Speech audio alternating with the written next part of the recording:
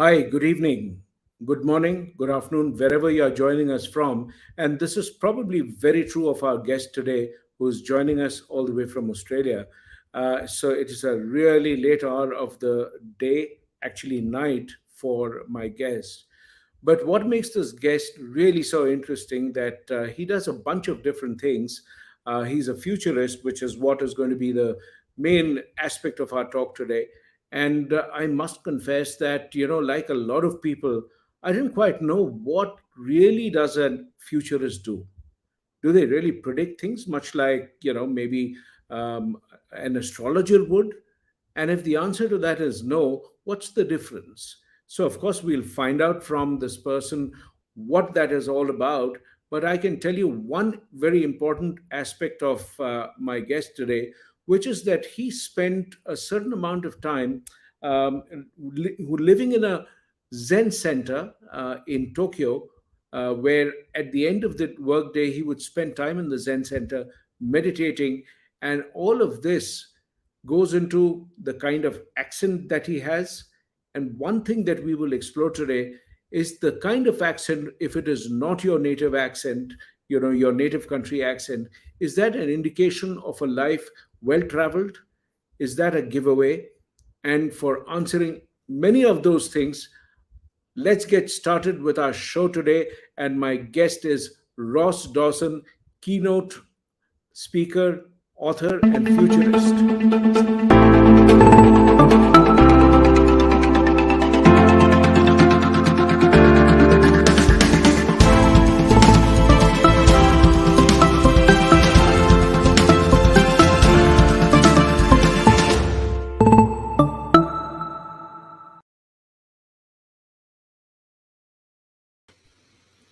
Hey, Ross, welcome. Thank you so much for joining my show. Where are you joining us from? Which city? I'm in Bondi Beach in Sydney, Australia. Oh, my. And of course, I have to ask you, what time of the night is it now? It is 12:30 p.m. Gosh, all I can say is I'm deeply grateful for you having agreed to do this at this unearthly hour for you. But thank you so very much. Ross, I just thought that we'll spend a little bit of time getting my viewers familiar with the very rich and diverse life. And I was mentioning to them that sometimes when you look at your accent, it's not Australian. And that's potentially a clue that somebody who has traveled and lived in multiple places. Is that true for you too? Well, I have certainly lived a very international life, and the first time I started living overseas was the age of 3. So my father worked for the Department of Trade in Canberra, and he was offered a job in the United Nations. So I spent almost all of my schooling at the International School of Geneva. So there's 65 nationalities there, certainly very cosmopolitan, and I was very fortunate to have that breadth of perspective.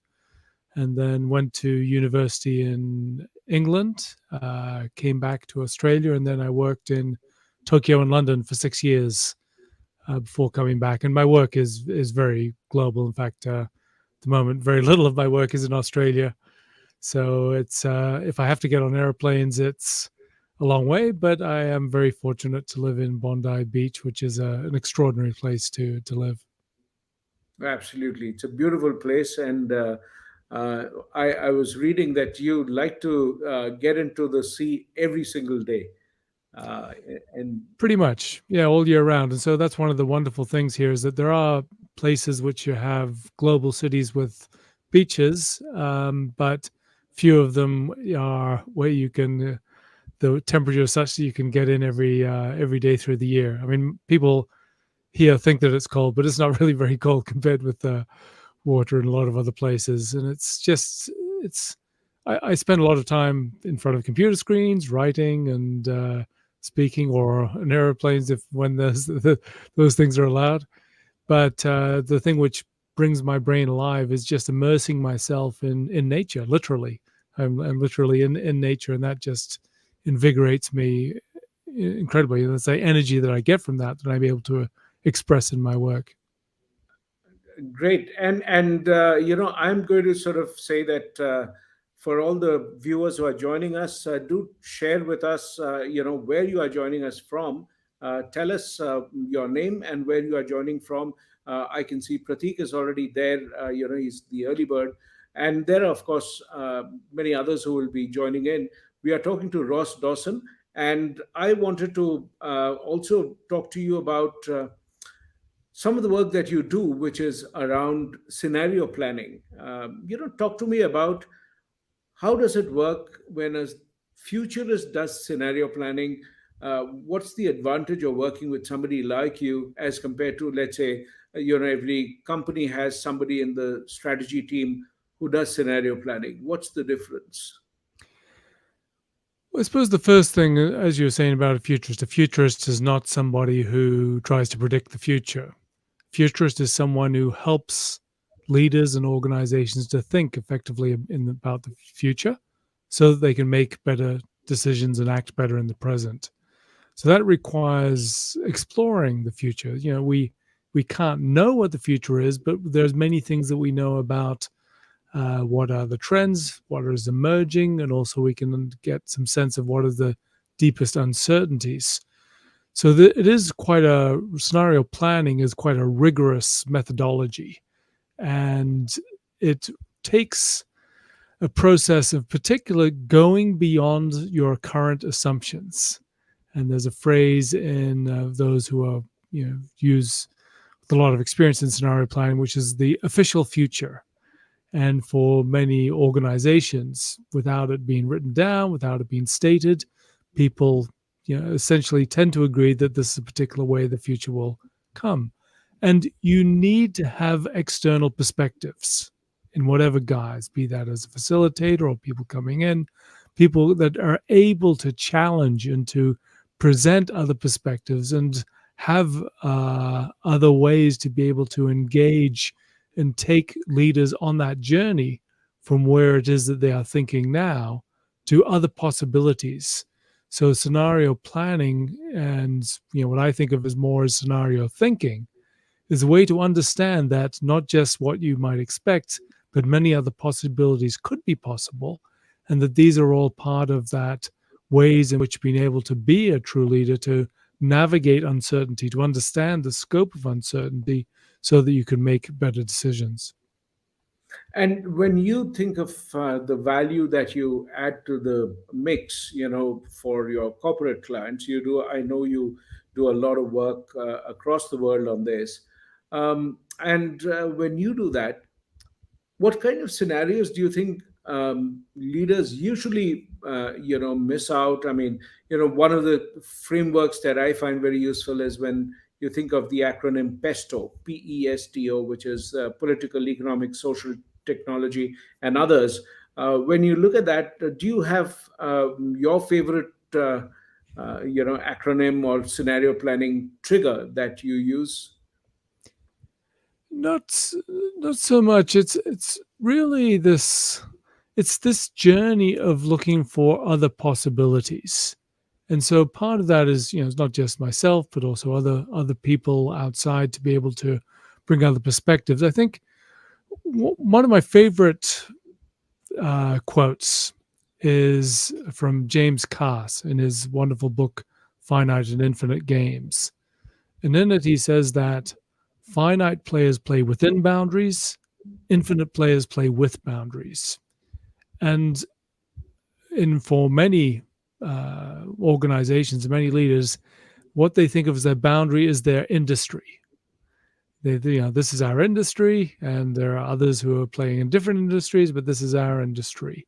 And what we have seen already, of course, and we were going to see far more, is that it is all blending into different forms of value creation and connection and building value out of ecosystems.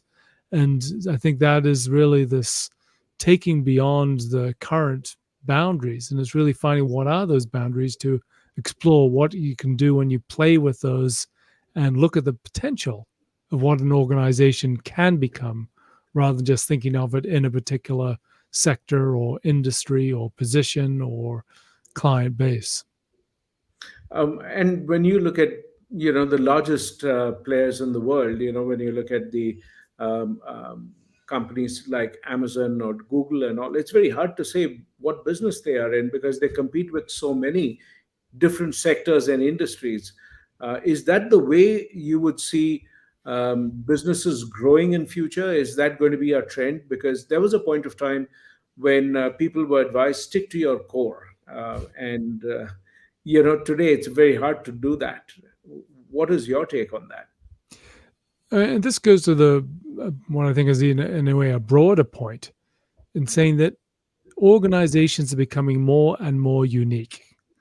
And this is very much in terms of what they are as an organization, in terms of their culture, the way in which they're expressed, the different ways in which they are able to work, the increasingly diverse ways in which organizations work, in terms of the ways in which they use technology such as AI and bring that together with people, how distributed they are as an organization, but also in terms of their unique positioning in terms of value creation. And so that is a one of the most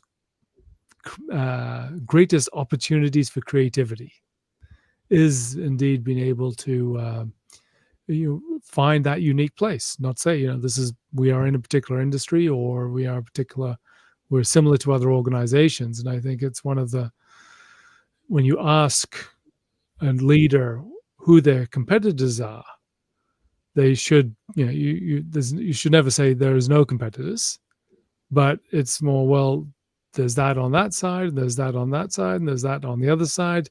They're all around them, but they all have their own unique positioning that no one else shares.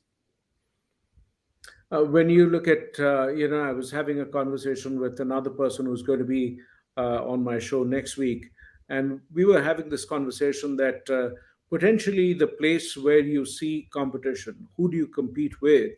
In the head of the founder or the head of the CEO or the leadership team. Very often that determines the kind of price point they operate from. That, okay, we are competing in the lower zone, we are competing as a premium product at the mid range, and that in turn sometimes can be a kind of a shackle. It's a limitation because how do you change that?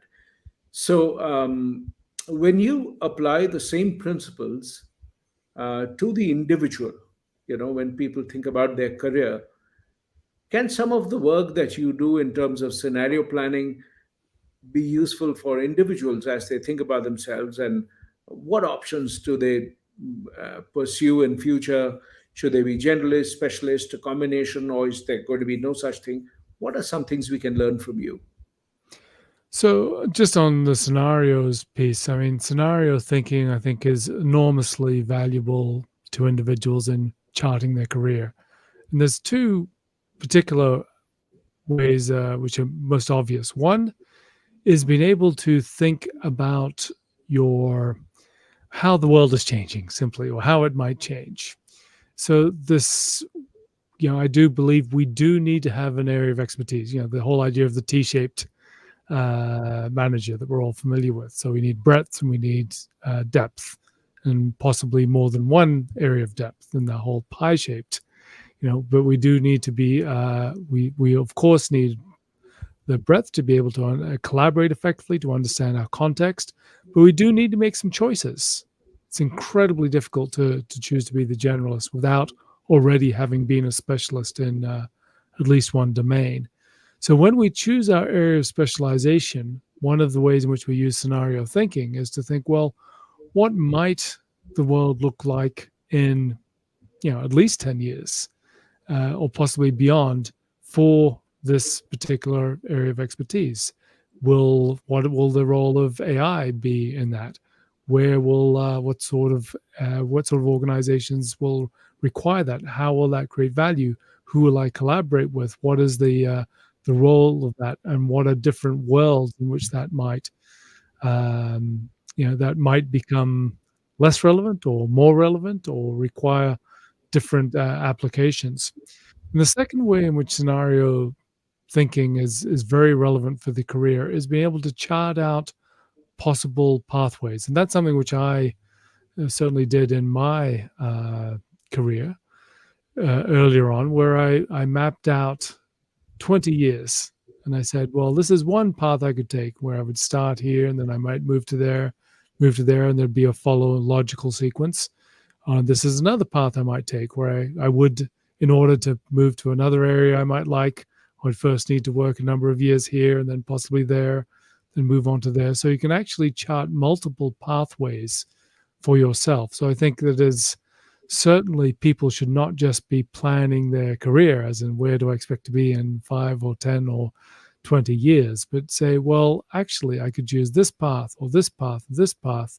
This is the steps that I would take on that way. These are the ways in which these fulfill what I want to achieve in my life, and how I would go about that. This is phenomenal idea, and I'm just really intrigued by that. Talk to me about the way you did it with your career. I know that you spent some time in different industries. Just give me a little more clarity in terms of the way that you charted it out and the choices that you made, and then how did you go about making those shifts to where you are. So. Did you always think that you wanted to be a futurist or a strategic thinker or somebody who would do keynotes? I mean, what did you begin with? So, in fact, yes, from quite young, just my late teens, I thought the idea of what was called at the time a futurologist would be just a dream career, but I needed to. It's a long journey to be able to get there. And I suppose, those other thoughts which I had of various kinds, but I suppose many of them had very similar characteristics to this idea of being the futurist.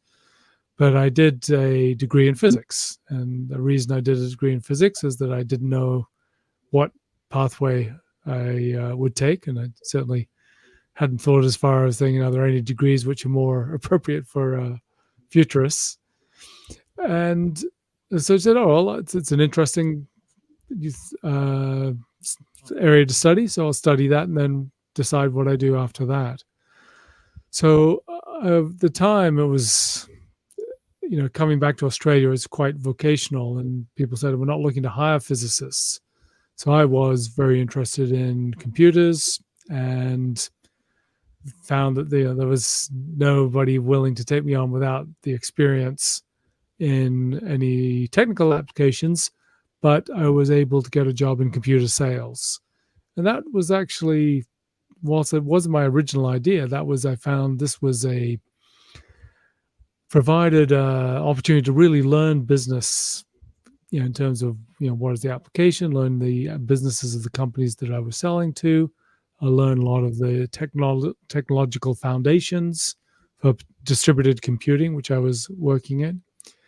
And at a certain point, I felt that I needed, if I was wanting to know the whole world, if I was really wanting to think about the future, I needed to understand the world. I thought, well, money makes the world go round. It's something I need to understand. And at the time, I was very fortunate to, applied, and without direct experience from many hundreds of applicants, got a job as a stockbroker. And this was a opportunity to learn about the whole structures of capital and money and investment, and getting enormous amounts of information.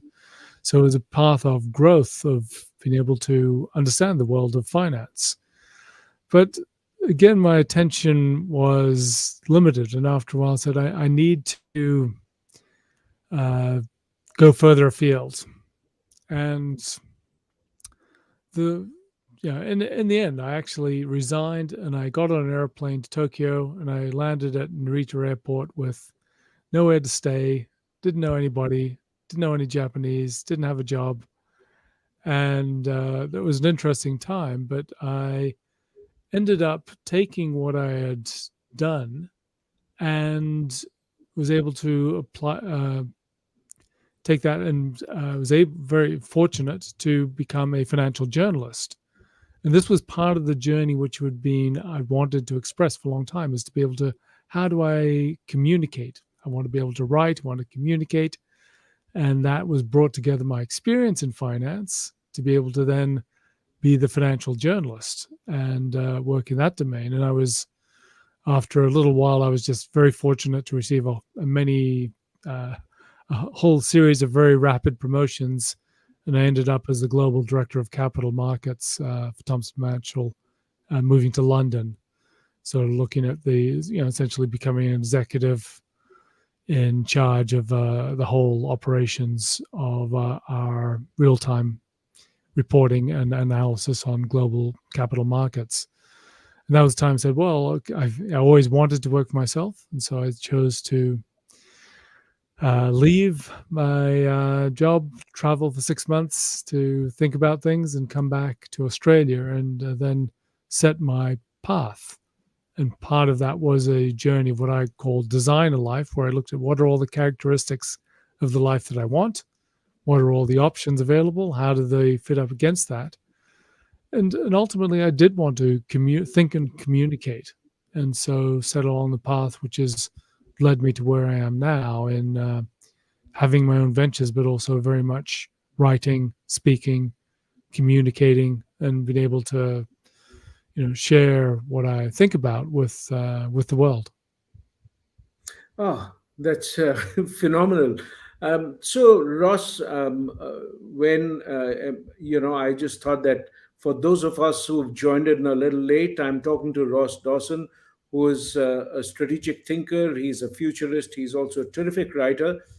He's the host of a absolutely, totally recommended podcast called Thriving on Overload.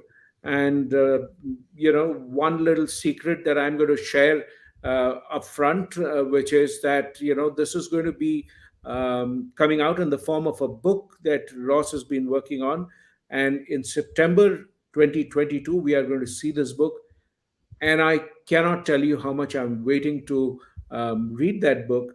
But in the meanwhile, don't forget to check out his podcast, which is called Thriving on Overload, which we will, of course, come and refer to. Um, I was asking Ross, how did he actually land up being a futurist? And so, if you think about it, if you deconstruct it, he's built a series of experiences, like a portfolio of experiences, whether it's in the financial sector, whether it's the travel that he did, a certain amount of clarity that, okay, he trained as a physicist, but when there wasn't the role of a physicist that anybody wanted to hire, he actually went and sort of worked in technology, picked up that skill, all of which you tuck in and create a portfolio of skills. And this portfolio of skills, you've got to sort of really figure out, what does this add up to, and where can it be used? Is that a good reconstruction? Or did you say that these are things I have, where can I do this? And I can think of being a futurist and a writer and everything. Or did you have that notion in your head right off the bat and you were just sort of really aligning something? Which way was it? Well, I think it's both or all of the above. In that I had this dream of being the futurist or something of that effect. And earlier on, there was no evident pathway, but the pieces came together over time. And to be the futurist, you need to have very diverse perspectives. And so that's one of the fortunate things, having worked in many industries, having lived in many countries, having learned quite a few languages, and being able to bring together those perspectives. So, in terms of the curiosity or the interest in the continuous exploration of what's going on, this has been the foundations of that ability to create that. But when people say, how do you become a futurist? I somewhat jokingly say, you claim you are, and people either believe you or they don't. And at the moment, of course, there are plenty of people who are claiming that they are futurists. But what I have, I suppose, established on the way is my credibility, and particularly through my books. And so the books, my first book, the subtitle was The Future of Professional Services. And again, all of that's come to bear. And in fact, my second book was Living Networks, which came out 20 years ago. We've just released the 20th anniversary edition. And almost everything in the book has turned out to be correct 20 years later, or sometimes earlier, but a lot of it is still coming to pass. So these are now my credentials for being able to, uh, think about and to share this thinking about the future. We have a comment from, there are lots of comments actually which have come in. And so, those of you who want to ask a comment, ask a question to Ross, please do type it in and I'll bring it up. But we have an interesting comment from Anshu Tiwari. He says, Abhijit, Ross could be straight out of David Epstein's book, Range. Diversity of experiences shape and makes progress possible, also enables growth in adjacent spaces. So, very, very true. My question is related. Do you think this is the way people should pursue their career in future? Because it's far more fluid with things merging into each other. Would you think that that's a recommendation which would be valuable? Well, I mean, I actually take David Epstein's book with a little bit of caution because I think what his thesis is actually not quite what the title suggests. And if you, in his book, he says yes, you need lots of diversity, but from that you actually need to choose a path. And so he uses the example of Roger Federer, comparing with Yes. Tiger Woods, and then Roger Federer at tried many ball sports before he chose tennis, but it was actually the age of I think it was 13 or 12. Yeah, it was 12 or 13 where Roger Federer gave everything else up and did only tennis. So yes, he tried many sports, but then he was completely focused. And I think there's this balance in order to become a generalist. Generalist is ever harder to maintain as a position. And in order to be a generalist, you actually need to have some depth first. You can't start just by being generalist. You actually need to be a specialist in at least one domain and to move on for that. So I think I can fairly claim to be a generalist, but that is because I have actually had deep expertise in a number of domains over a period of time and can see the relationship between those different domains. So I think that I agree with the broader thesis. Yes, we do need breadth. We absolutely need to have many perspectives on things, but the journey to that is often through having an area of specialization and possibly moving on from another. I think that pie-shaped thing. I actually did a blog post many years ago where I had the hypothesis of a T-shaped, pie-shaped, and comb-shaped, where you can have many areas of specialization. But of course, there is a trade-off. You cannot get as deep if you have more than too many domains. But to your broader point around I suppose this journey, it's as we in a world that moves faster and faster, we must be more and more specialized in order to have world-class expertise. We're all competing in a global economy, and we need to consider ourselves or move towards being world class in whatever it is that we do, and that requires focus and depth and digging down into that. Now that means that the corollary of specialization is collaboration. We must be able to understand the context of our discipline, understand what the people we are working with and have to work with are doing. We need to be broader and broader in the scope of how we collaborate. So in a way, the deeper we go, the broader we also need to go. And this is the real fundamental platform to succeed in what is faster moving world, but one which requires more than ever before deep collaboration. So when people become specialists, you're getting depth, and your recommendation is that they need to fan out and build human relationships across different kinds of ecosystems. So they have to be part of different ecosystems. Is that the thesis of your book, Living Networks? What does it really talk about? So living networks is simply saying that the networks are literally coming to life. So the networks that connect us the networks that connect. So there's many layers to those networks. So our brains, of course, are networks of neurons, and they're all richly connected.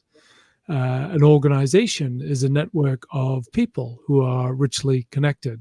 And any successful organization today must be a network, not a hierarchy, to succeed. We then have network industries as ecosystems, as networks, where there's value creation across not just organizational boundaries, but across industry boundaries. And one of the higher levels networks is that of the global brain, where all of the people on the planet are as the neurons in the brain. And this idea that as we are networked, these are literally coming to life. So this means that we must connect as diversely as possible with ideas, with technologies, with industries, and so on. And in order, and I suggest and ask people that they help to bring the networks to life. And to bring the networks to life is not about connecting yourself, it's about connecting others, recognizing there is a connection of value. That if these two people were connected, or if these two organizations were connected, or if these two ideas were connected, this would create value. And if you help bring the networks to life through these connections, just by the by, you create value for yourself, because you are then part of and more central to a richer and richer network of value creation. So, for those who have just logged in, I'm talking to Ross Dawson, a keynote speaker, a fantastic strategist, and of course, a futurist. And Ross, I must tell you, you've got a huge fan base in India as well. So, people who really love what you write and your podcast, which is called Thriving on Overload, all of that. When you've been doing this podcast called Thriving on Overload, and this is all about the information overload that comes to us every single day. Um, you've spoken to a whole bunch of people. What are some of the key takeaways? How do we manage this? Because you've got your emails to read, and you've got your WhatsApp messages which are pinging. You've got your phone which is delivering stuff. Then you've got the television. You've got the social media information channels. You've got everything else. How do you manage it? And So, you as a futurist, in any case, are reading all the time. So, what is your personal method of doing this? the framework which I use in my book is 5 elements. There are 5 powers which we require to thrive in a world of unlimited information. Those are purpose, framing, filtering, attention, and synthesis. So purpose simply starts off by saying, well, why? Why do I need information at all? How does that serve me? What is the reason that I want information? Is in helping to understand that this is not relevant or unimportant, or that it is central to supporting my ability to become an expert, or to help the well-being of me and my family, or to be able to create more opportunities. So framing, and I love what you do with sketch notes, because this is a wonderful example to me of framing information. And we can have a visual representation or other ways of connecting. So information by itself is valueless. It is only when we connect it with other pieces of information that it actually becomes valuable. So the many exercises and practices we can have.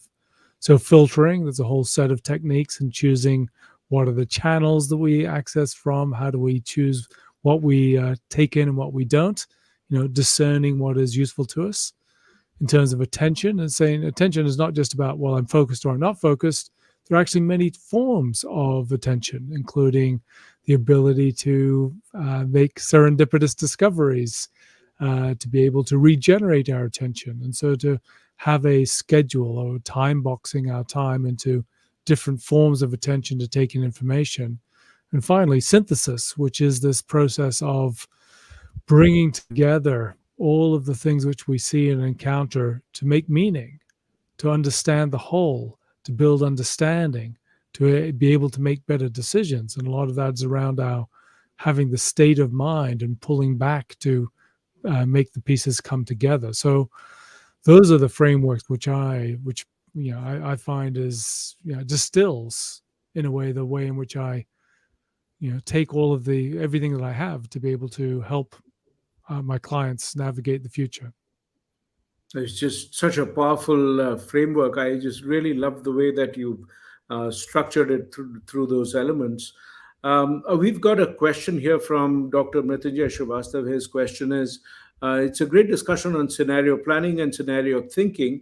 However, I'm curious to understand the role of luck and resilience in scenario planning, because it is quite possible you thought about something and then there is a war in Ukraine, or there is something else that comes up, which is, some people talk about it as a black swan event.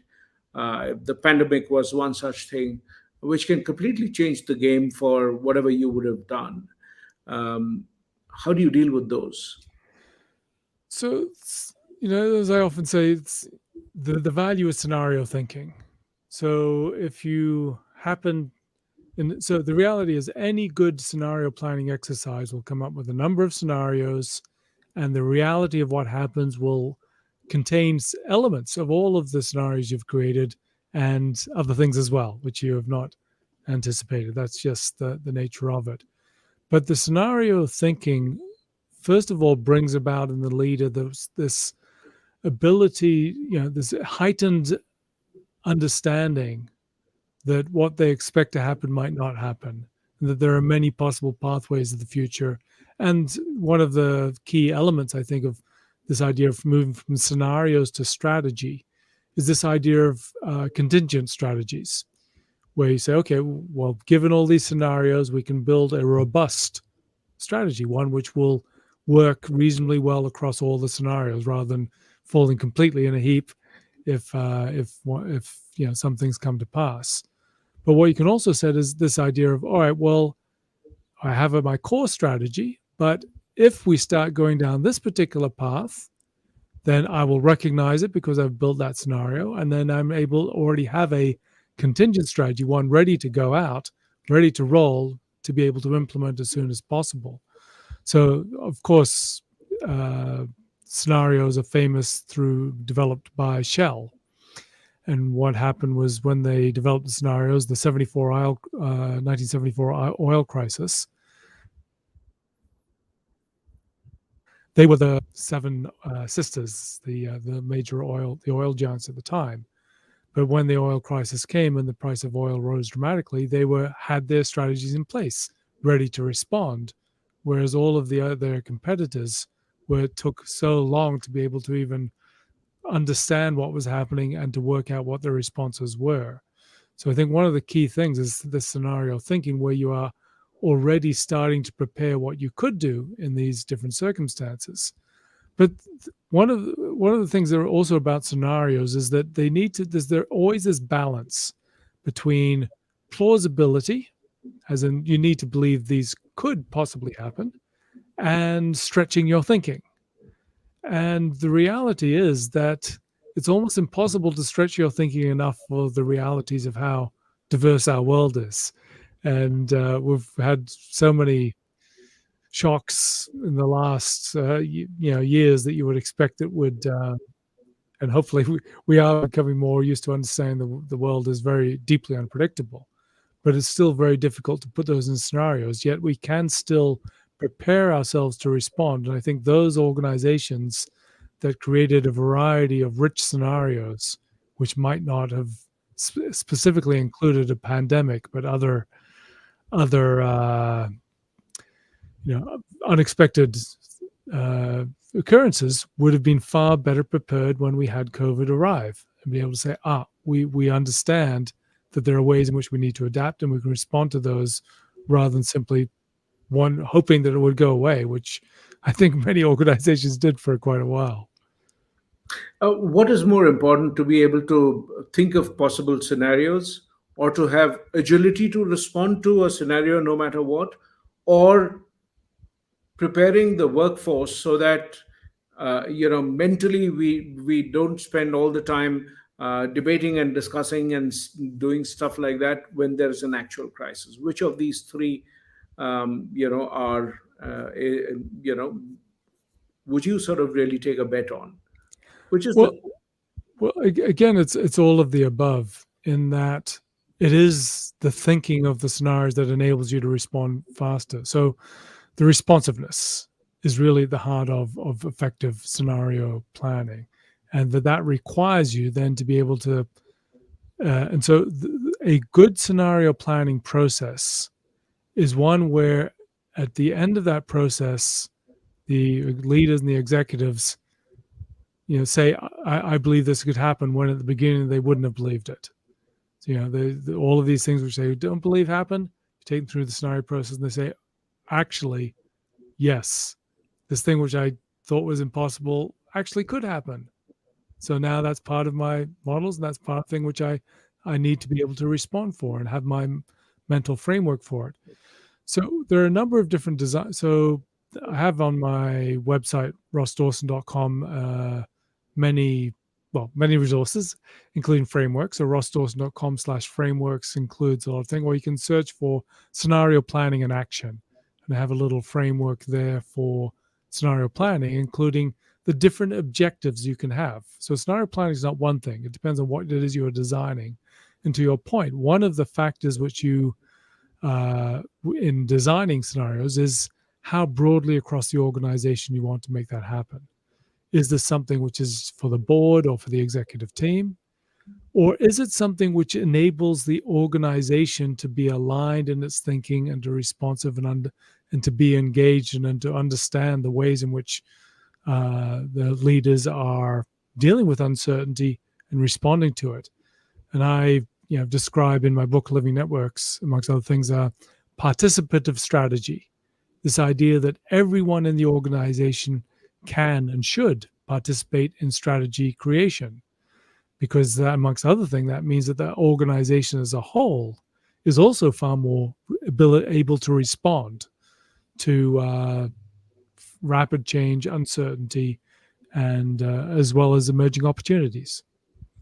when you look at the world as you see it today, um, do you think that certain sectors which are thriving today, are going to grow further, or some of the? Do you think there are some sectors which could potentially be in decline, even though they are thriving? Is there something that you see when you think of the various sectors as we understand them now? Is there anything that you Well, see? Well, again, partly I don't want to necessarily think in terms of sectors. It's because it is a whole fluid landscape. I mean, one of the most obvious shifts is in terms of energy, where the transition. We look at all predictions, official predictions of shifts to renewable energies, and they have all been far exceeded consistently. And we'll see what happens out of the current turmoil.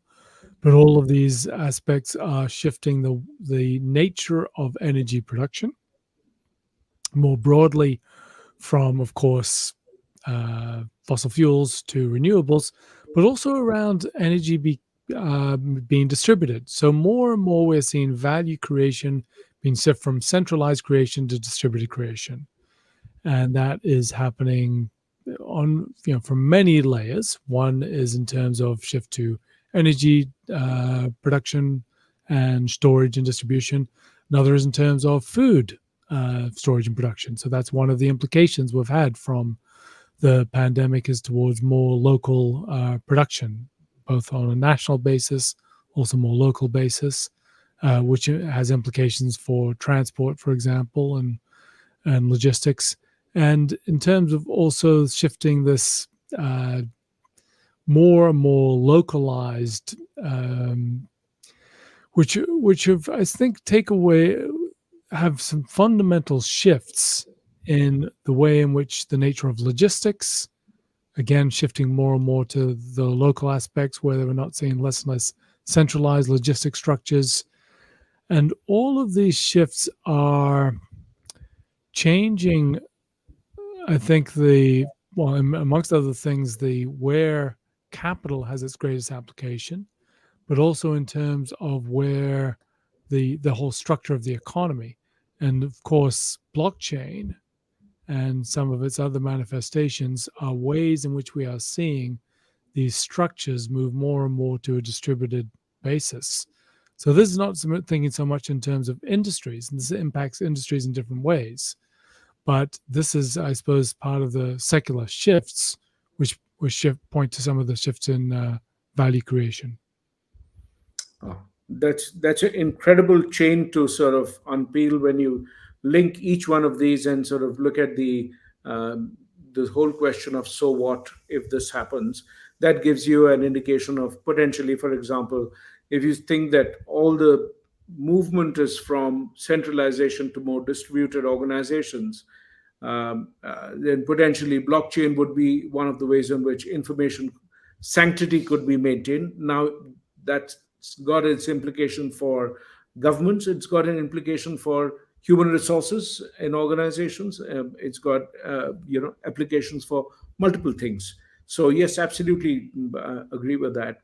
If you think about in this kind of a world that we are living in, do you see that work is going to be, and I'm not going to talk about hybrid versus not hybrid, but I'm going to ask you about if the work becomes asynchronous as you become more global, because technology makes it possible. You and I are in different continents, different time zones, and we are sort of coming together to create something which some people are viewing live, which is synchronous. But there's a whole range of people, thousands of people will actually see it at different times, maybe sometime later today, maybe tomorrow, maybe a week later.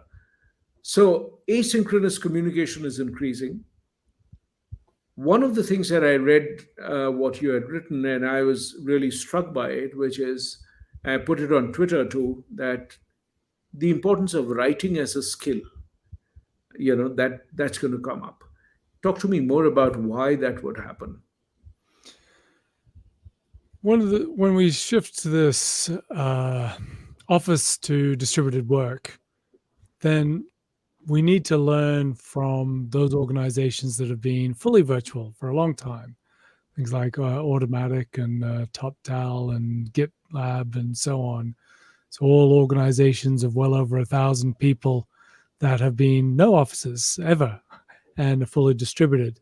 And the one principle that they all abide by is minimize synchronous, meetings, things at the same time, and maximize asynchronous, where people can coordinate whatever time zone they're in, whatever they are doing, to be able to organize their time so that they can be focused when is useful to them, avoiding interruptions. So in order to be good at asynchronous work, we need to be good at structured communication, which in essence is writing. And I believe that there is a role for visual representations or other ways, frameworks to be able to distill our thinking. But writing is the fundamental tool.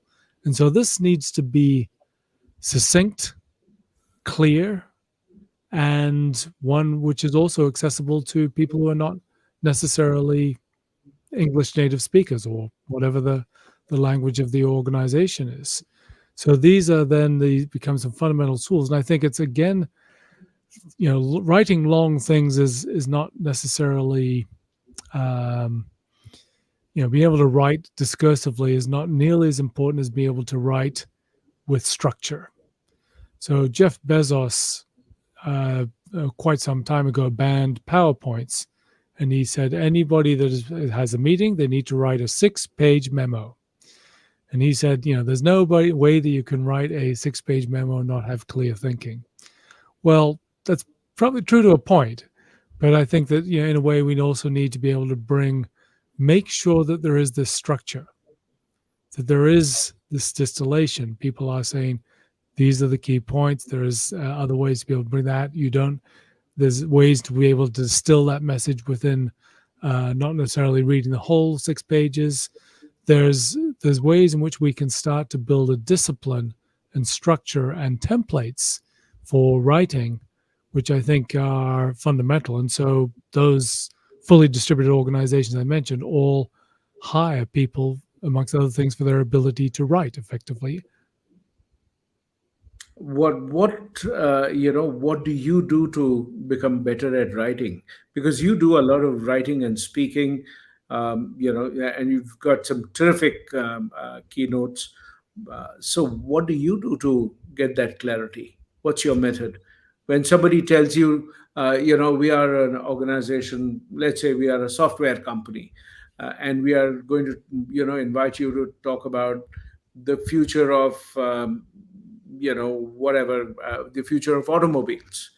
And so when you have a trigger like that, how do you go about structuring your ideas? What do you do? So to write well requires practice. So you can't get good without doing it, and the more you do, the better you get.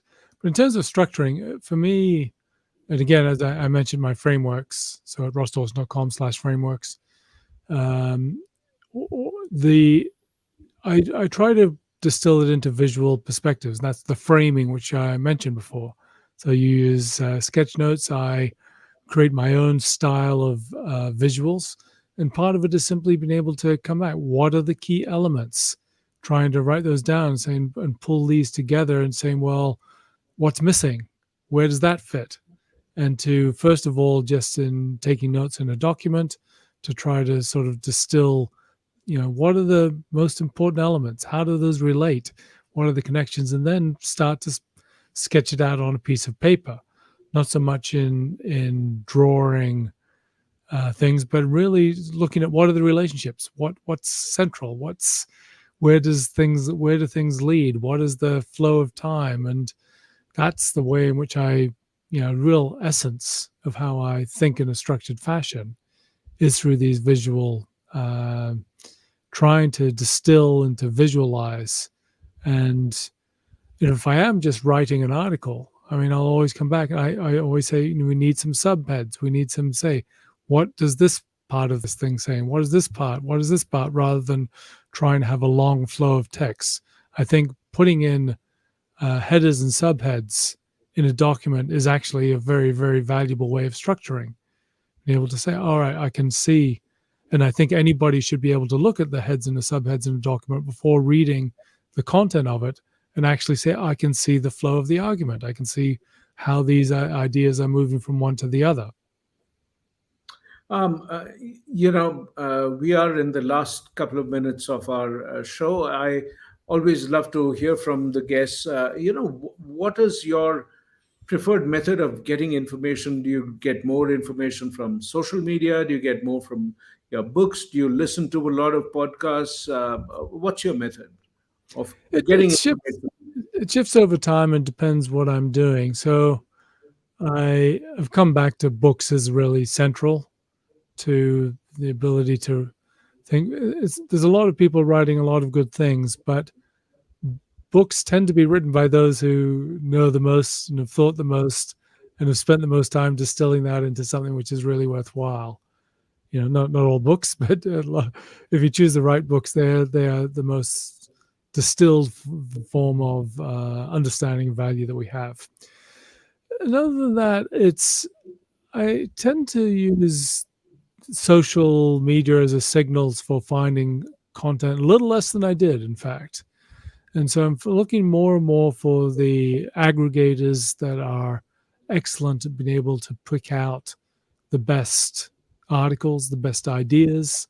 I have a variety of places that I go to in terms of looking at the web, but I'm tending to try to look for longer form, medium to longer form articles rather than the little tidbits or snippets. The people who have done the thinking, the people who are actually structured and have put the thought into what they're doing as opposed to dashing off a few ideas.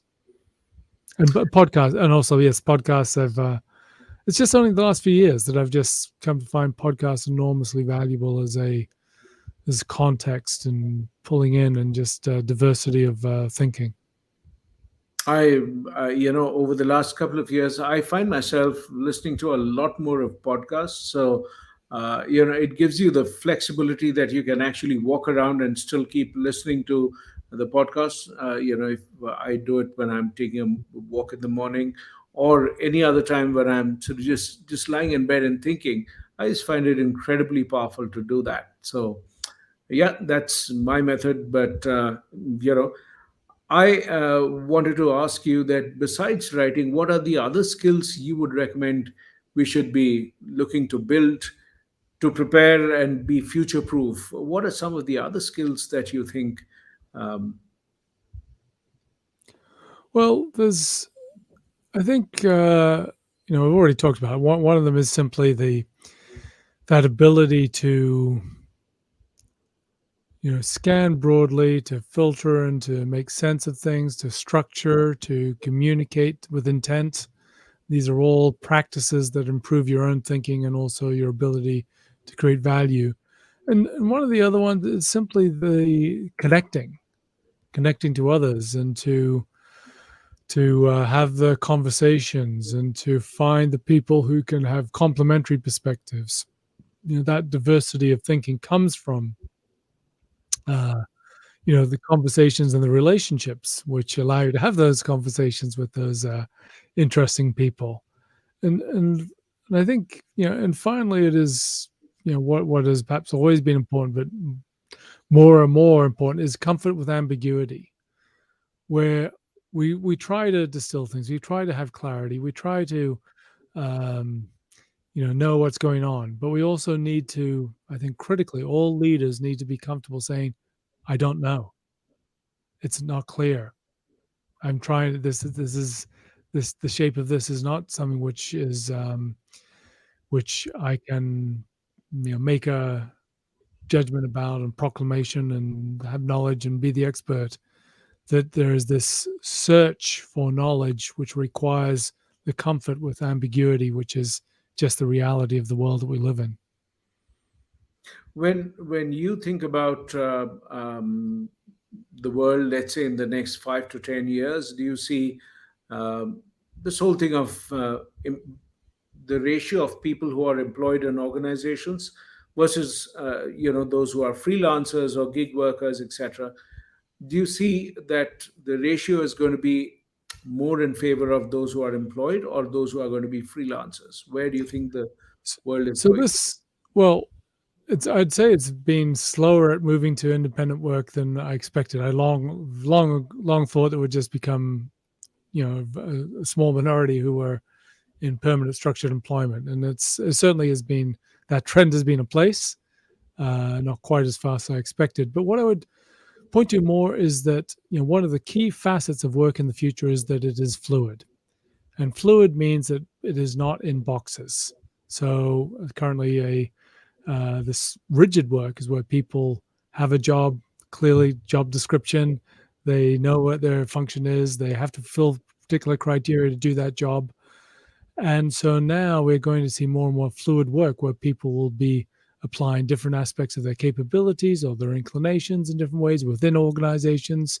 People will be creating value across organizational boundaries increasingly. So it's again not just employed and freelancers, but again more and more those who are creating value across boundaries. So I think that one of the most fundamental shifts is towards more and more fluid work, both for those who are employed in the nature of the work within the organizations, and for those beyond boundaries to be able to, where again it's not necessarily clear whether are they employee or they not employee, what is their role, but they are more and more fluid and less fixed in their ability to take the full scope of who they are and their potential to create value. Well, Ross, I think that's powerful advice. So, this is what I think the value that people are looking to get from somebody like you. Thank you so much for spending your time. I know that it's right now it's at about 1:30 in the morning for you, Ross. I am so deeply grateful that you are up at this time to talk to the audience and share your ideas and views. I cannot tell you how precious this is. So, guys, those of you who haven't heard Ross's podcast, Thriving on Overload, check it out. He's got a great set of frameworks that you can refer to from rossdawson.com/frameworks. He's got a list of futurists. There are courses that people can take. all those. It's a really, really rich source of information. Ross Dawson, uh, thank you once again. And it's been such a delight. When your new book comes out, Ross, you got to promise that you're going to come over to the show and share it again with people. Thank I'd love you. to. Great pleasure to speak with you, Abhijit. I've really enjoyed it. Thank you.